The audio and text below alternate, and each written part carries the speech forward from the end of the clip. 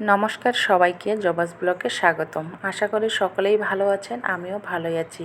আজকে আমি তৈরি করব চালের মোয়া। খুবই সহজ একটি রেসিপি আর খেতেও কিন্তু অনেক সুস্বাদু। তো চলুন তাহলে মূল রেসিপিতে। তার জন্য কড়াইতে আমি 1 কাপ চাল দিয়ে দিলাম। এটা হচ্ছে আমরা যে ভাত খাই সেই ভাতের চাল। আর চালটা কিন্তু অবশ্যই শুকনো দিতে হবে। চুলা আঁচটাকে মাঝারি আঁচে রাখতে হবে, খুব হাই হিটে রাখা যাবে না। আর খুব ঘন ঘন নেড়ে দিতে হবে।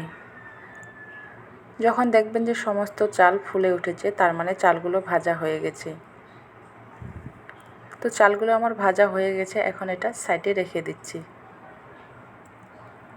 তারপর একটা কড়াইতে আমি 1/2 কাপ গুড় দিয়ে দিলাম।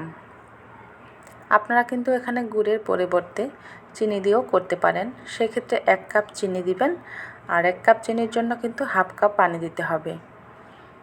তারপর আমি গুড়টাকে খুব ভালো মতো করে নেড়ে দিচ্ছি।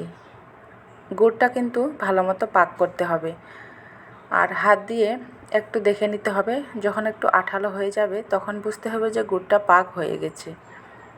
এখন ভেজে রাখা চালগুলো গুড়ের মধ্যে দিয়ে দেব।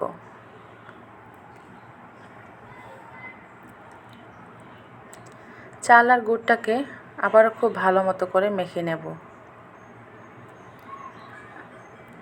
আর এই চালের মোয়াটা এই মোয়াটা কিন্তু গ্রাম অঞ্চলে বেশি প্রচলিত। ভাদ্র মাসে কিন্তু এই চালের মোয়াটা বেশি খায়। তো এটা হয়ে গেছে, এখন একটা বাটিতে ঢেলে নিচ্ছি আর একটু ঠান্ডা করে নেব, কারণ গরম গরম এটা হাত দিয়ে লাগলে হাতে ফোসা পড়ে যাবে। তারপর হাতে একটু সরষের তেল লাগিয়ে মোয়াগুলো তৈরি করে নেব। মোয়ার সাইজটা অবশ্যই আপনাদের পছন্দ মতো, ছোট করবেন না বড় করবেন। তো আমি ছোট ছোটই করে নিচ্ছি, কারণ ছোট ছোট করলে দেখতেও সুন্দর লাগবে। আর এইভাবে মোয়াগুলো তৈরি করে কিন্তু অনেক দিন সংরক্ষণ করা যায়। 5 থেকে 6 মাসের মতো সংরক্ষণ করতে পারবেন।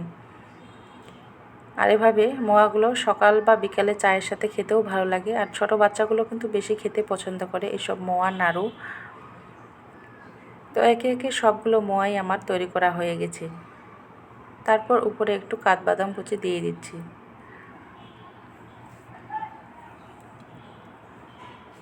আপনারা দেখতেই পাচ্ছেন মোয়াগুলো কেমন হয়েছে।